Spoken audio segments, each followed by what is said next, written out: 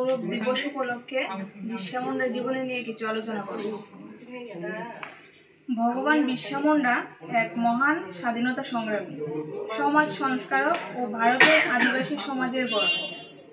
ভগবান বিরসা মুন্ডা 1875 সালের 15 নভেম্বর বর্তমান ঝাড়খণ্ড রাজ্যের উলিহাটু গ্রামে জন্মগ্রহণ করেন। পিতা সুগনা মুন্ডা, মাতা কর্মী হাতু।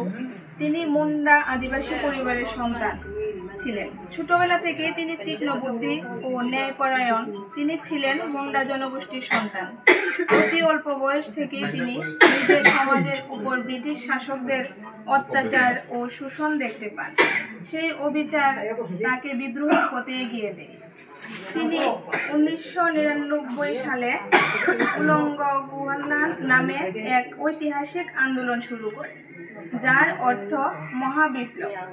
এই আন্দোলনের লক্ষ্য ছিল আদিবাসীদের জমি, মর্যাদা এবং স্বাধীনতা রক্ষা করা। বিরসা মুন্ডা বিশ্বাস করতেন যে ঈশ্বর মানুষকে স্বাধীন জন্ম দিয়েছেন, আর কোনো অত্যাচার বা দাসত্ব মেনে নেওয়া উচিত নয়। তিনি আদিবাসী সমাজকে ঐক্যবদ্ধ করেছিলেন, মদ্যপান, কুসংস্কার ও সামাজিক অশিক্ষার বিরুদ্ধে সচেতন করেছিলেন। তার নেতৃত্বে মুন্ডা সমাজ নতুনভাবে জেগে উঠেছিল। দুঃখজনকভাবে মাত্র 25 বছর বয়সে 1900 সালের 9 জুন তিনি কারাগারে মৃত্যুবরণ করেন। কিন্তু তার মৃত্যু আদিবাসী সমাজের মনে স্বাধীনতার আগুন জ্বালিয়ে দেয়। আজও আমরা তাকে ভগবান বিরসা মুন্ডা নামে শ্রদ্ধাভরে স্মরণ করি, কারণ তিনি শুধু এক নেতা নন, তিনি ছিলেন এক প্রেরণা, এক দেবতুল্য ব্যক্তিত্ব।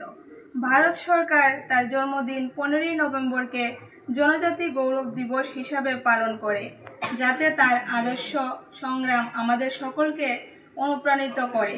চলুন আমরা সবাই আজ প্রতিজ্ঞা করি, ভগবান বিরসা মুন্ডার দেখানো পথে চলব, সমাজের ঐক্য ও ন্যায়ের আলো ছড়িয়ে দেব। উপস্থিত সকলকে ধন্যবাদ। জয় ভারত, জয় বিরসা মুন্ডা।